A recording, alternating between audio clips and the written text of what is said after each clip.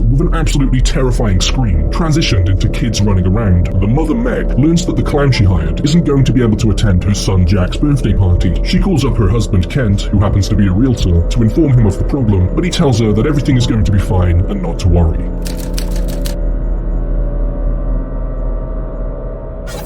It turns out that the house he's currently selling just happens to conveniently have a clown costume in it. He arrives just in time to save the party and to entertain the children, and that night, after falling asleep on the couch, wakes up the next day and attempts to remove the makeup and outfit. But no matter how hard he tries to get it off, it just isn't budging, forcing him to turn up to work with face paint on and dressed as a clown.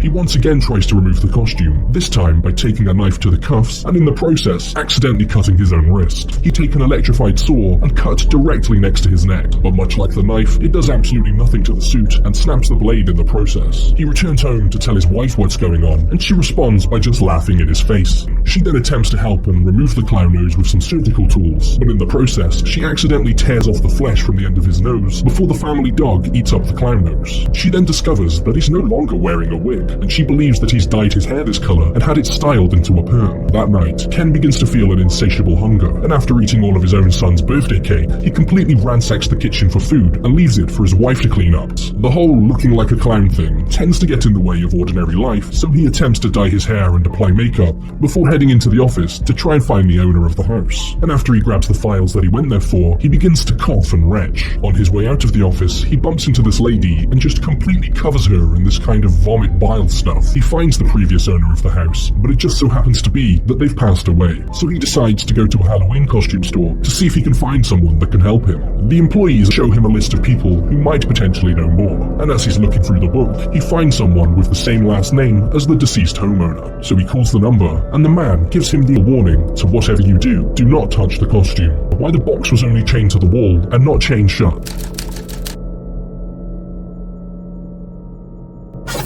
After telling the man that he's already wearing the costume, they agree to meet up at his warehouse. But at this point, you can already see the suit has begun morphing into his skin. After arriving at the man's warehouse full of different costumes, he meets the man named Bert. He pretends to be a mannequin before introducing himself, who conveniently knows all of the backstory behind this creepy and mysterious clown costume, with him saying that it's a traditional outfit from a Nordic part of the world, and stating that the original clown was not funny at all. He hands him this book that shows this creature that lived up in a snowy mountain that would lure children from the safety of their villages and eat them. One child for every month of winter. How the costume ended up here in the first place. He was sent it as part of a package from Iceland, and before he sold it on, he decided to wear it to entertain some terminally ill kids at the hospital his brother worked at. And as he started to eventually transform, his brother promised him that he would cure him, and the next thing he knew, Bert woke up with the curse broken. His brother gave the demon exactly what it wanted: 5 children from the hospital, 1 for every month of winter.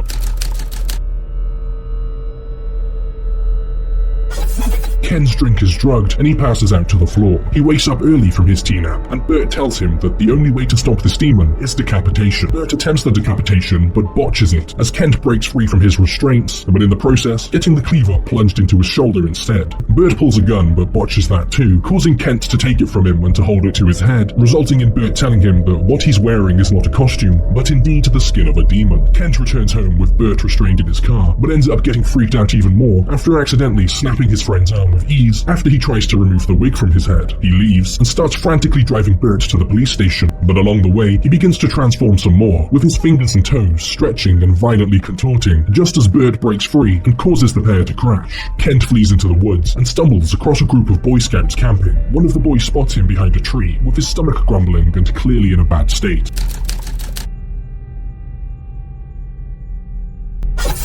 Kent asks the boy for some food, and as he reaches out to give him something, Kent grabs his arm and bites off his finger. The next day, after running off with a mouthful of child fingers, he's in a gas station restroom, questioning where he went wrong in life. And we can see that his eyes have begun to change colour and that his teeth have sharpened. But he's forced to flee as a school bus full of children pull up and enter the bathroom. And instead, he decides to head over to a property he manages to try and figure out what to do next. As Kent is entering the property, a young child approaches him and asks him if he's a clown. At this point, the transformation has taken even more of a hold over him, with slits beginning to appear across his face. But luckily for the kid, Kent must not like the look of his fingers and manages to resist removing them. But he knocks on his door and offers him some cereal. He calls his wife to say sorry to her and that this is the only way, before pulling out the gun that he took from Bert, putting it in his mouth and pulling the trigger, resulting in a colourful blood splatter across the wall behind him. But as Bert explained earlier, the only way you can stop this demon is with decapitation, and Kent quickly regains consciousness, confused as to why he isn't in clown heaven. He heads to the hardware store to grab some tools to do this properly, sporting this absolutely incredible disguise. All the while, we see that his wife Meg has begun searching through all of the properties that he manages, hoping to find him. He returns back to the property with the tools and begins to assemble something. There's an awful lot that can go wrong with this method, which is exactly what happens, as when he pushes himself into it, he misses and breaks the device, just as the small child from earlier enters the room, and the blade from one of the saws is sent flying through the child's torso.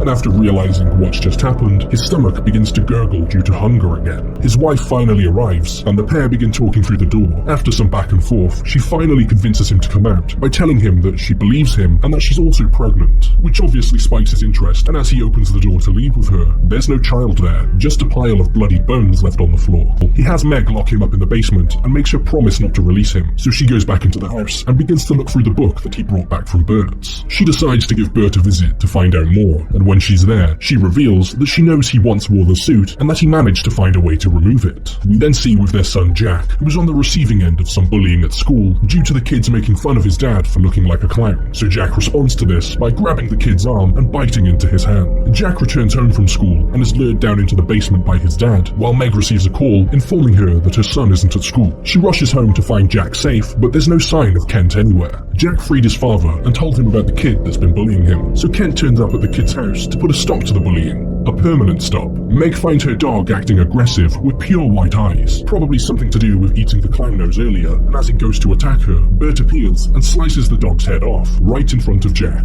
Bert then explains to Meg how the costume ended up here in the first place. He was sent it as part of a package from Iceland, and before he sold it on, he decided to wear it to entertain some terminally ill kids at the hospital his brother worked at, and as he started to eventually transform, his brother promised him that he would cure him, and the next thing he knew, Bert woke up with the curse broken. His brother gave the demon exactly what it wanted, 5 children from the hospital, 1 for every month of winter. Jack tells them where his dad went, and after the pair arrive at the house to find the kid, well, half of the kid, they figure out that he'd probably be at the local Chuck E. Cheese due to the high amount of kids that will be there. Meg arrives and starts to take her sweet time looking around the place. A kid gets pulled onto the ball pit, and another kid finds Kent about to eat his brother before he then turns his attention to him, causing a mass panic at the Chuck E. Cheese. Meg and Bert find Kent in a mini golf course, but at this point, he's almost entirely unrecognizable.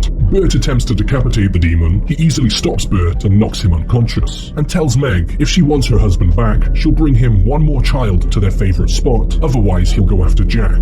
The demon flees as the police arrive, and Meg, with no other real option, actually attempts to sacrifice a child due to one of them recognizing her as she works at the dentist. But that fails as the police follow her away from the scene of multiple child murders, forcing her to quickly return home to Jack.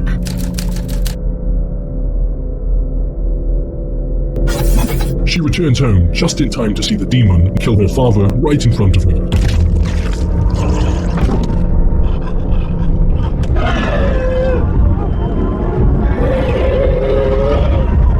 She gets into a fight with the child-eating, father-killing demon and hits him a few times with a sledgehammer, before the demon holds her up against the wall and squeezes its fingers into her pregnant stomach, as it quickly diverts its attention towards Jack, giving Meg the opportunity to slice open its neck, causing it to retaliate by launching her across the room. The demon finds Jack hiding in a boiler room, but before it can dig in and have its dinner, Meg wraps a chain around its neck and locks it to a boiler. It begins pulling against the chains, causing them to dig into its neck, before Meg hits it over the head with a sledgehammer that somehow causes a decapitation. All of a sudden, the creature grabs Meg due to its head still slightly being attached by a piece of flesh, so she grabs the head and tears it from the body, killing both the demon and her husband in the process.